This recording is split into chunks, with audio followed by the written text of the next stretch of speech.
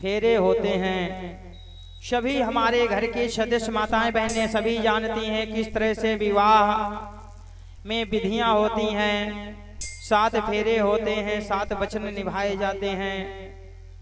और अपने बिटिया के लिए हम दहेज भी देते हैं। इसमें संकोच नहीं होता कि अरे हम फलाने की बिटिया है, ये तो बनी हम क्यों दें। भगवान को अर्पण करो, भगवान के नाम आंख बंद करके अर्पण करो। किसी की सूरत मत देखो, लेकिन भगवान की सूरत आंखों में बसा लो। और जब विदाई के समय में बिटिया जाती है घर से, तो पिता को सबसे बड़ा दुख होता है। माता पिता जब बचपन से पाल करके बिटिया को बड़ी करते हैं और बिटिया को विदा करते हैं, तो कितना तकलीफ होती है उस समय कि फूल जैसे बिटिया घर से विदा होती है। और हम लोग एक ही बात मनाया करते हैं कि सुख शांति से हमारे घर में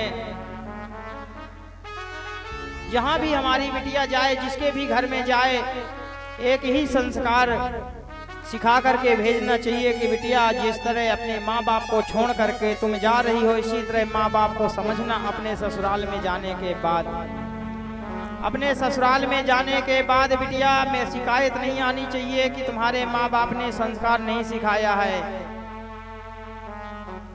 बहू को ले जाने वाले भी माता पिता से यही कहेंगे कि बहू की तुम्हारी इच्छा तो बहुत होती है कि हमारे बेटवा की शादी बढ़िया घर में हो जाए, लेकिन बेटवा की शादी कब अच्छी होगी, जब आप ये सोच लेंगे कि हमारी बिटिया अगर ससुराल जाती है, बहू हमारे घर आती है, वो भी हमारी एक बिटिया ही की तरह, अगर बेटी की तरह अगर व्यवहार करोगे तो आपका सम्मान बहू जरूर करेंगे।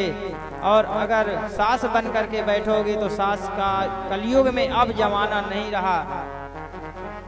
बेटी समझ करके अपने घर में रखो। और बेटी का फर्ज है कि एक माँ छूटती है दूसरी माँ मिलती है। यही हमारे सनातन धर्म का, संस्कृति का नियम है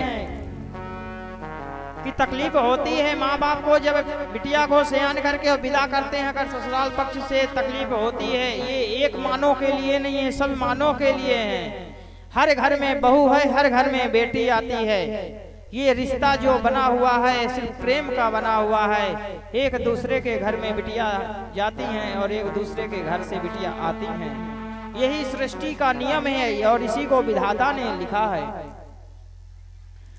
संपन्न करके आगे जाती है भगवान। भैया ये क्या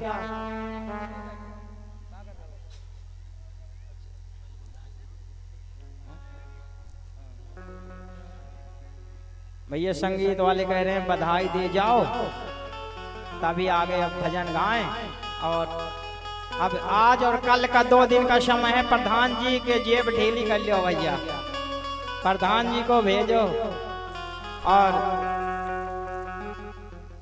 इस आगे चले भैया धूमधाम से। आज और कल का 2 दिन का समय है और व्यास जी से मिले।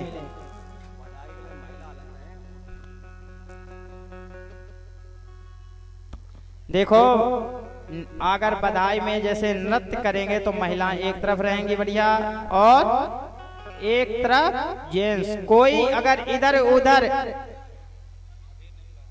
बिना व्यवस्था के आप बैठे गड़बड़ किया तो भगवान आपको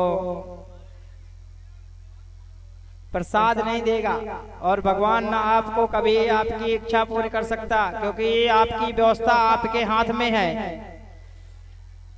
कभी किसी के द्वारा ये सोच लो नुकसान ना हो, किसी को भी हानि ना हो, ये सोच करके हमेशा रहे हैं। एक बात है। और आप लोग व्यवस्था